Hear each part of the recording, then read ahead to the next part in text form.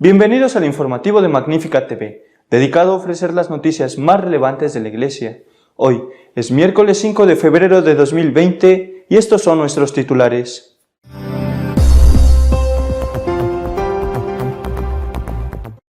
El Papa recibió en audiencia al presidente de Argentina y durante el encuentro no se habló del aborto como el Vaticano afirmó en un primer momento.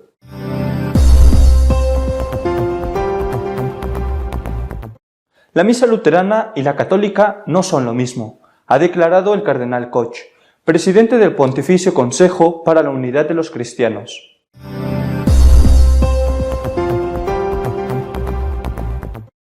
El cardenal Barbarín, arzobispo de Lyon, ha sido declarado inocente de la acusación de no haber denunciado a un sacerdote pederasta.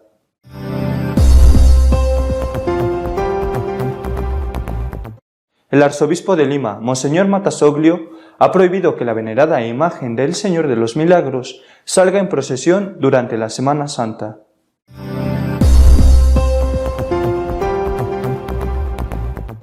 El primado anglicano ha pedido disculpas por el documento publicado la semana pasada, en el que se decía que las relaciones homosexuales eran pecado.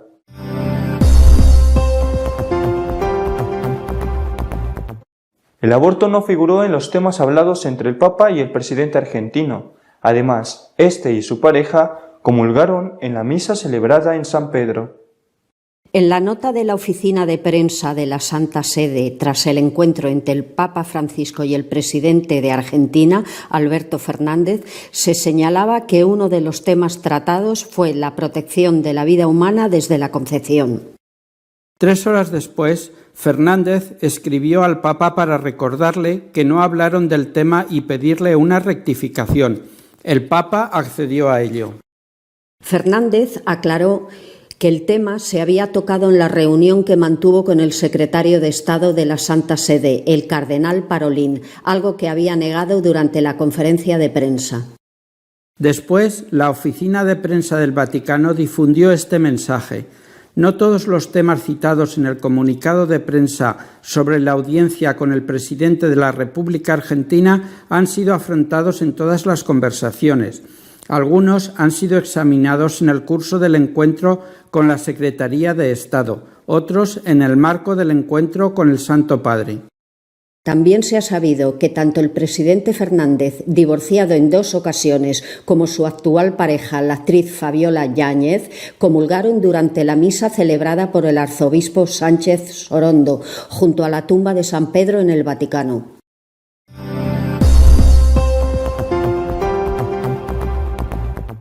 La cena luterana y la misa católica son muy diferentes, ha advertido el presidente del Consejo Pontificio para la Unidad de los Cristianos, cardenal Koch.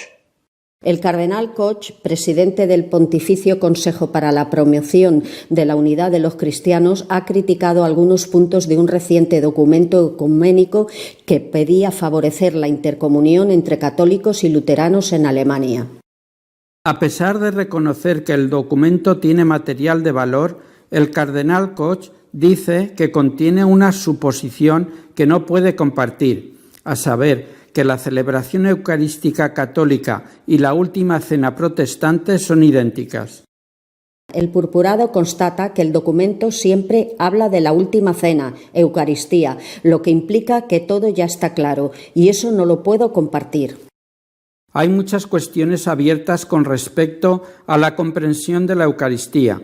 Por ejemplo, la idea del sacrificio ni siquiera se menciona.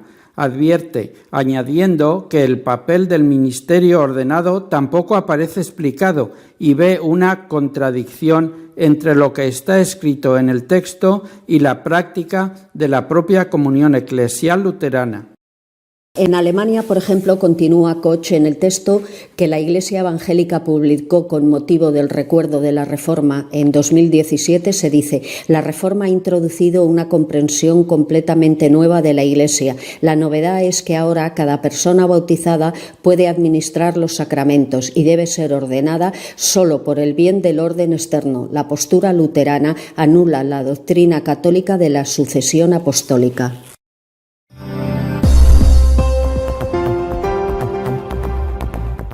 El arzobispo de Lyon, cardenal Barbarín, ha sido declarado inocente de la acusación de haber protegido a un sacerdote pederasta.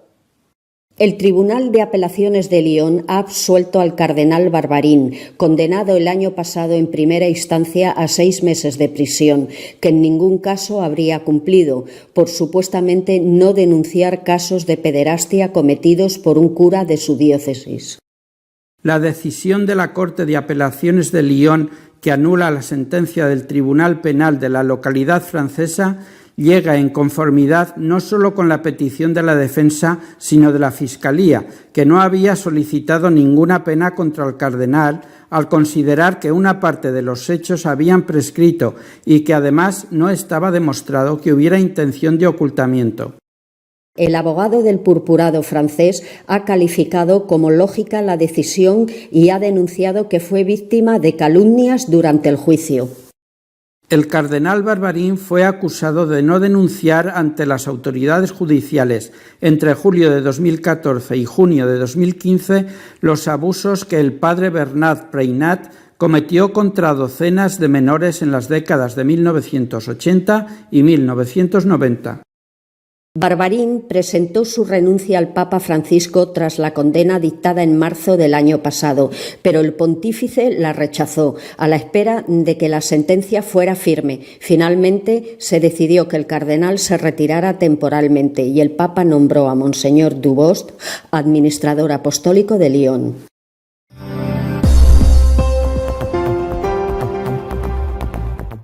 La venerada imagen del Señor de los Milagros no saldrá en procesión durante la Semana Santa, por orden del arzobispo de Lima. Por decisión del arzobispo de Lima, Monseñor Matasoglio, la imagen del Señor de los Milagros no saldrá en procesión en la próxima Semana Santa, como venía haciéndolo desde hace 20 años. El arzobispo de Lima, Carlos Castillo Matasoglio, me comunicó que el Señor de los Milagros no sale en Semana Santa. Me ha pedido que nos abarquemos en que las celebraciones de octubre sean lo más realzables posibles y que el Cristo Moreno saldrá solamente en el mes de octubre. Así lo ha manifestado el mayordomo general Manuel Orillo en entrevista al canal de Facebook de la Hermandad del Señor de los Milagros. Ante ese encargo, mi deber es comunicar a los amigos y hermanos peruanos y también a los compatriotas en el extranjero, porque muchas veces tenían la iniciativa de venir a Lima en Semana Santa, agregó. Esta será la primera vez en 20 años que el Cristo de Pachacamilla no sale en procesión durante Semana Santa.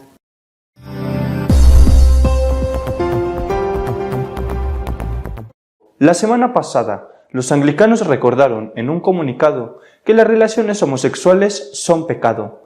Ahora, el primado anglicano ha pedido perdón por ello.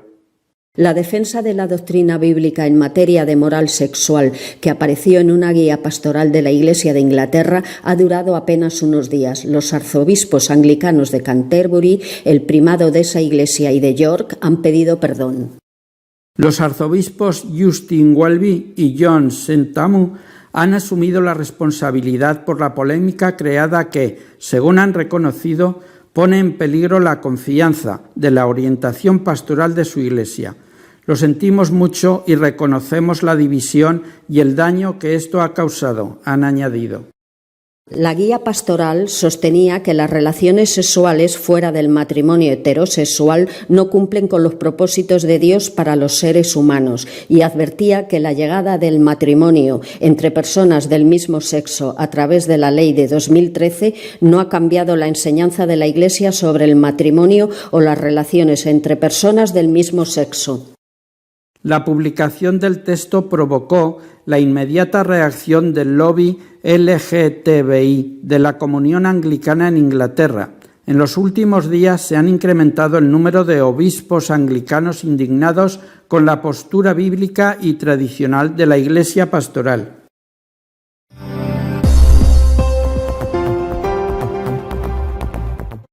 Nuestro editorial de esta semana está dedicado a recordar el sufrimiento que provoca a tantos católicos la confusión que existe en la Iglesia. Esta semana me ha hecho reflexionar mucho unas declaraciones de un cardenal italiano con el cual además comparto el amor que tiene a Chiara Lubich, la fundadora de los Focolarinos. En unas declaraciones a un grupo de periodistas en su ciudad, en su diócesis, les decía que está cansado, que está harto de tanta crítica negativa contra el Papa Francisco. Una crítica que, según él, llega muchas veces al insulto. Y además de esto, decía que los que no están contentos con la situación de la Iglesia, que los que no les gusta esta situación en la Iglesia porque la encuentran demasiado estrecha, pues podían irse fuera de la Iglesia y hacerse protestantes. Estoy totalmente de acuerdo con él en que la crítica por la crítica es mala y en que los insultos no sirven para nada. Es que, aunque tengamos razón, al menos en parte se pierde la razón cuando se pierden las formas. Aunque tuviéramos que separarnos, nunca tendríamos que dejar de amarnos. Es que si yo estoy defendiendo la verdad o lo que yo considero que es la verdad, y en la defensa de esa verdad pierdo la caridad, ¿qué verdad es la que estoy defendiendo si no es la verdad de Cristo, que es el Dios del amor? Eso sí, hay que decirlo también, las críticas y los insultos son malos, pero son malos para todos. Son malos los insultos contra el Papa Francisco, pero también son malos los insultos contra el cardenal Sará o el Papa Benedicto. El cardenal Sará ha dicho esta semana que le parece indecente lo que han hecho con Benedicto XVI por simplemente añadir su firma y por hacer una colaboración al libro en defensa del celibato sacerdotal. Los insultos tienen que ser rechazados por todos. No podemos decir solo son malos los insultos de un sector. Los insultos, las descalificaciones, la crítica por la crítica no debe de ser válida y no es buena para ninguno. Con respecto a lo otro que ha dicho el cardenal, quizá sinceramente no lo he terminado de entender bien. Si el cardenal considera que tienen que marcharse a la iglesia, a una iglesia protestante, los que encuentran la iglesia católica demasiado estrecha, y se estuviera refiriendo, por ejemplo, a que en la iglesia católica no se admite el sacerdocio femenino, pues tendría razón el cardenal, porque en las iglesias protestantes sí se admite desde hace ya tiempo el sacerdocio de la mujer, el obispado femenino, etc. Bueno, quizá queda un poco más extraño lo de la crítica al Papa y lo de la marcha de la Iglesia. A lo mejor se refiere a que están criticando al Papa por el hecho de que el Papa está en contra del sacerdocio femenino, lo ha manifestado así. Bueno, en ese caso, repito, pues tiene toda la razón en decirle, oiga, si esto es estrecho para usted, y usted critica al Papa porque según usted el Papa es muy conservador porque no acepta el sacerdocio femenino, pues ahí tiene usted la Iglesia protestante que sí que acepta esto. Pero en cambio, si lo que está es diciendo que se vayan de la Iglesia católica, que se hagan protestantes, aquellos que están sufriendo por el desconcierto, la confusión que hay en la Iglesia, con todo el respeto, me parece una incongruencia, porque estos, a los cuales, no sé si es a ellos a los que se referiría el cardenal, estos lo que quieren es ser católicos. Es decir, su dolor, su sufrimiento procede de que ven o tienen la impresión de que la Iglesia católica se está protestantizando. ¿Cómo se van a hacer protestantes si ellos lo que quieren es ser católicos y lo que están es sufriendo porque la Iglesia, según ellos, se está haciendo protestante? Creo que estamos ante un problema de fondo que generalmente no se está afrontando, y es el sufrimiento del pueblo de Dios. Por lo menos de una parte importante de ese pueblo de Dios. El sufrimiento de los inocentes. De esos inocentes, de esos sencillos de los que hablaba el Papa Benedicto XVI en aquel documento que envió y que no llegó a los presidentes de las conferencias episcopales cuando se reunieron en febrero del año pasado para analizar qué tenía que hacer la Iglesia ante el caso de la pederastia de los sacerdotes. El Papa Benedicto hablaba de los inocentes y de los sencillos, no solamente de los niños en el sentido cronológico, y hablaba de los derechos de la fe y de que los obispos tenían que defender los derechos de la fe, es decir, que la fe fuera presentada correctamente, fielmente a lo que la Iglesia enseña por parte de los sacerdotes, catequistas, etcétera, porque de lo contrario esos inocentes, que pueden ser y son de hecho laicos adultos, se tragan eso como si fuera doctrina de la Iglesia, simplemente porque se lo presenta un cura y además con argumentos especiosos y rebuscados.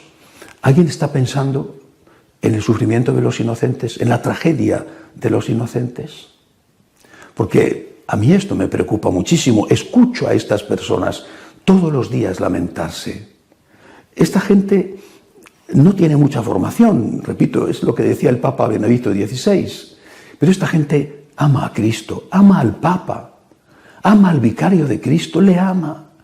Esta gente ama a la Iglesia, es su Iglesia y está aguantando los ataques del secularismo, está aguantando en su casa o en su trabajo, está aguantando las burlas y siguen yendo a la Iglesia y quieren seguir siendo católicos. Y están sufriendo porque están confundidos, porque no entienden qué está pasando. Se pensó en esta gente que, repito, es, creo yo, la mayoría de los católicos practicantes, gente buena y sencilla, que no son perfectos, pero que intentan ser perfectos. Se pensó en esta gente, por ejemplo, cuando se hicieron los actos de paganismo a la Pachamama dentro de los recintos del Vaticano, se pensó en el sufrimiento de esta gente sencilla, cuando vieron esas escenas en la televisión. En el sufrimiento de esta gente sencilla, cuando en América, pero ya cada vez más en África, están siendo invitados por los pastores de las sectas a que dejen la Iglesia y les están diciendo, con esas escenas delante, es que en la Iglesia católica ya no se adora a Jesucristo. ¿Se piensa en el sufrimiento de esta gente sencilla? Yo tengo la impresión de que no mucho. Ahora, por ejemplo, el arzobispo de Lima acaba de prohibir que la veneradísima imagen del Señor de los Milagros salga en procesión en Semana Santa y que se limite solo a procesionar en el mes de octubre, que es el mes de su fiesta. Claro que esta es una tradición que tiene 20 años, pero ¿cuánto sufrimiento va a haber en muchos limeños que no entienden esto? En un país, además, donde acaban de celebrar unas elecciones y el segundo partido más votado ha sido un partido de una secta. ¿Se piensa en el sufrimiento de la gente sencilla? Creo que esto es lo que tenemos que tener en cuenta. Estoy en contra de la crítica sistemática y negativa, y sobre todo en contra de los insultos. Creo que hay que proponer. También habrá veces que haya que decir algo, señalar algo que no va bien, precisamente para evitar que vaya a peor. Pero creo que hay que hacer una política, una pastoral propositiva, positiva. Creo sinceramente que el futuro es la fidelidad a Cristo, la fidelidad a la palabra de Dios, la fidelidad a la tradición, una fidelidad creativa, una fidelidad que introduzca las novedades, pero no una fidelidad traidora. Creo que ese es el futuro y que tenemos que hacer todos un esfuerzo por mantener la unidad. Pero, repito, creo que no se está pensando lo suficiente en la gente sencilla, en el sufrimiento, en la tragedia que viven muchos inocentes, que están desgarrados ante lo que ven en su iglesia, que no entienden y que se encuentran, o por lo menos tienen la impresión de estar como ovejas sin pastor. Pensemos en ellos a la hora de tomar decisiones, a la hora de aprobar normas, a la hora de hacer cambios. Pensemos en los inocentes, en los derechos que tienen y recordemos las palabras que dijo Jesús. Ay de aquel que escandalice a uno de estos pequeños, y no solamente eran los niños. Ay de aquel que escandalice a uno de estos pequeños, más le valdría que le pusieran una rueda de molino al cuello y le tiraran al mar. Hasta la semana que viene, si Dios quiere.